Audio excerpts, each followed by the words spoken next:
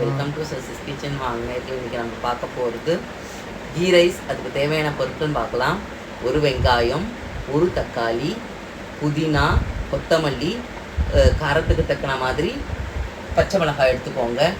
லவங்கம், ஏலக்காய், பட்டை, பிரிஞ்சி லீஃபு, இதுதான் இதுக்கு தேவையான பொருட்கள். நாங்கள் 3 மெம்பர்ஸ்ன்றதுனால் அதுக்குண்டான அளவு தான் சொல்லியிருக்கேன். மற்றது நீங்கள் வந்து அதை கால்குலேட் பண்ணிக்கோங்க. ஆளுக்கு தக்கன மாதிரி அதை மாற்றிக்கோங்க. கூடவோ குறைச்சோ போட்டுக்கோங்க. நெய் விட்டுக்கோங்க, தாராளமாக நெய் விட்டுக்கோங்க. ஏன்னா இது கீ ரைஸ்ன்றதுனால நெய் தான். ரொம்ப இது பண்ண வேண்டாம்.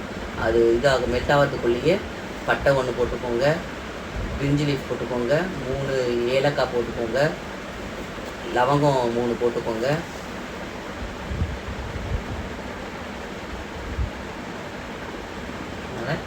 வெங்காயம் பிங்கிஷ் கலர் வர வரைக்கும் வதக்குங்க. தேவையான பச்சை மிளகாய் போட்டுக்கோங்க, உரப்புக்கு தக்கன மாதிரி. இது மிளகா பொடியெல்லாம் போட போகிறது இல்லை, அதனால் பச்சை மிளகாய் தான். உங்கள் காரத்துக்கு இது எவ்வளவோ அதுக்கு ஏற்ற மாதிரி போட்டுக்கோங்க. இஞ்சி பூண்டு போட்டு நல்லா பச்சை வாடை போகிற வரைக்கும் வதக்குங்க.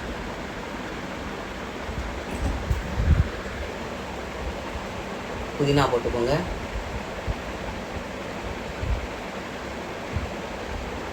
தக்காளி போட்டுக்கோங்க. எல்லாம் நல்லா சார்ட் அவுட் பண்ணுங்கள். வதக்கினதுக்கப்புறம்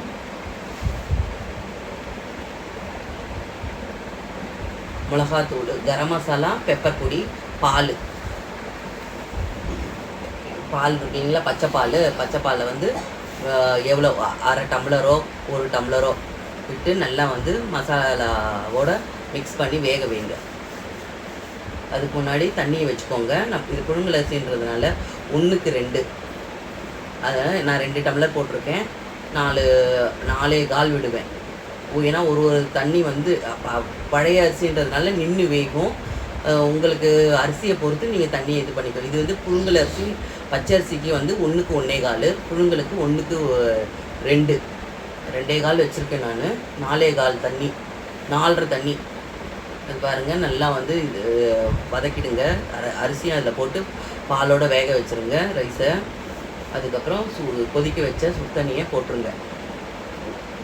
1:2. அதே மாதிரி 2க்கு 4.25 டம்ளர் தண்ணி விட்டுருக்கோம். உப்பெல்லாம் பார்த்துக்கோங்க, காரம்லாம் எப்படி இருக்குன்றதை பார்த்துக்கோங்க. பார்த்துட்டு நல்லா கொதிக்க வச்சுருங்க. இதில் என்ன வேணுமோ சூடோ இதோ போட்டுருக்கோங்க. டம் போட்டுருங்க.